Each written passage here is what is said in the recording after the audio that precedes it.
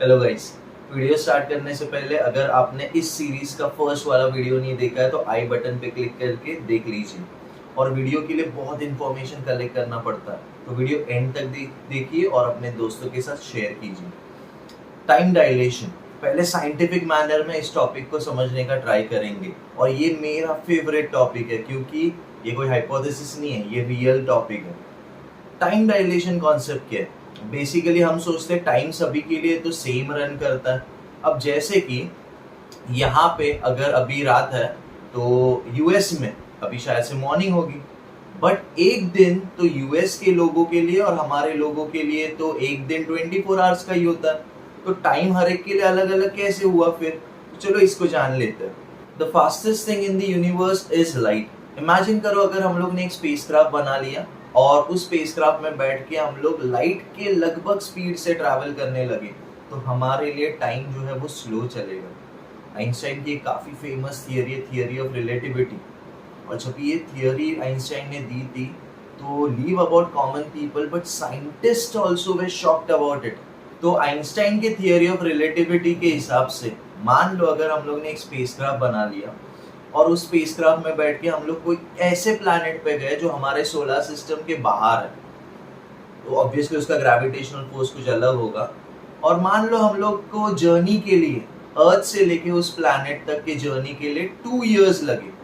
2 years हम लोग उस प्लैनेट पे गए और प्लैनेट से रिटर्न आ गए अर्थ पे, और पूरे जर्नी को हमें 2 इयर्स लगे। तो हमारा एजिंग तो 2 इयर्स के हिसाब से होगा। हमें लगेगा कि 2 इयर्स स्पेंड हुआ है, वो तो ऑब्वियस है। लेकिन अर्थ पे शायद से 50 to 60 इयर्स पास हुए होंगे या उससे भी ज्यादा। ये है टाइम डायलेशन।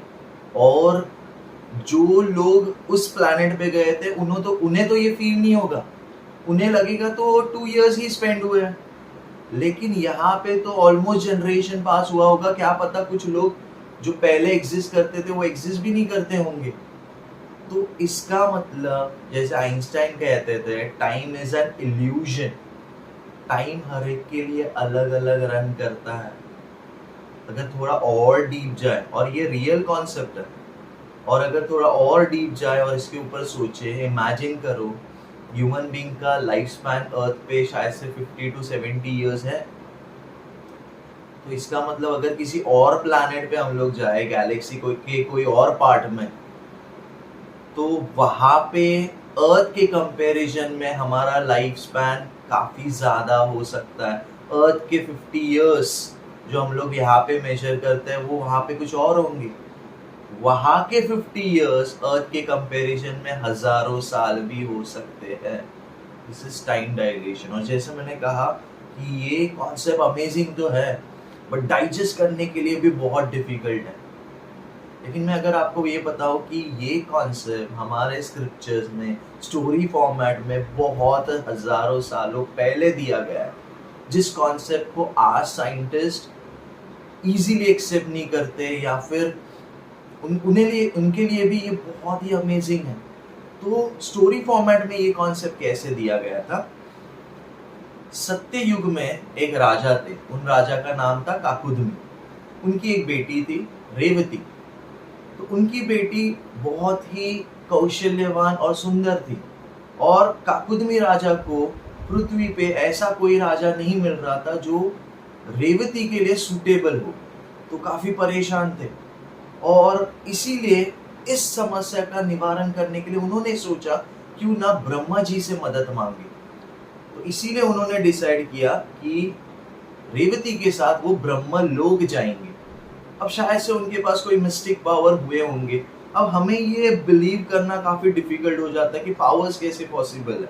तो जैसे इमेजिन करो आज से 150 इयर्स पहले अगर कोई ये आपको बताता कि एक बटन मैं क्लिक करूंगा और आपको यूएस में रहने वाला कोई आदमी दिख जाएगा, तो हम तो उसे पागल समझते थे। लेकिन आज हमारे पास तो मोबाइल फोन है, वीडियो कॉल है, जिससे ये सब कुछ पॉसिबल है। तो शायद से तभी के टाइम पे ये टेक्नोलॉजी हुआ रहेगा। तो काकुदमी राजा रेवती के साथ ब्रह्मलोक चले गए, और ब्रह्मलोक पहुंचने के बाद ब्रह्मा जी ध्यान में लीन थे। कुछ समय बाद ब्रह्मलोक में ब्रह्मा जी ने काकुदमी राजा को उनकी समस्या पूछी, तो काकुदमी राजा ने सारी चीजें उनको बता दी। तभी ब्रह्मा जी मुस्कुराते हुए कहने लगे कि ब्रह्मलोक पे समय पृथ्वी लोक से अलग चलता है। जब तक आप रिटर्न पृथ्वी लोक जाएंगे तब तक बहुत से जनरेशन पास ऑन हुए रहेंगे। और मैं अगर तुम्हें एग्जैक्ट मैनर में बताऊं तो पृथ्वी लोक पे अभी सत्य युग नहीं चल रहा है, द्वापर युग चल रहा है। और द्वापर युग में श्री कृष्ण के भाई बलराम आपके बेटी के लिए उचित वर साबित होंगे। तो इमेजिन करो, टाइम डायलेशन का कॉन्सेप्ट इतने इयर्स पहले स्टोरी फॉर्मेट में दिया गया था। तो जब भी हमें स्क्रिप्चर्स में ये लिखा हुआ मिलता है कि ब्रह्मा जी का एक दिन मतलब अर्थ के 4.32 बिलियन ईयर्स होता है, इसका मतलब है ब्रह्मलोक में टाइम पृथ्वी के कंपैरिजन में अलग चलता है। इसी को तो टाइम डायलेशन कहते हैं।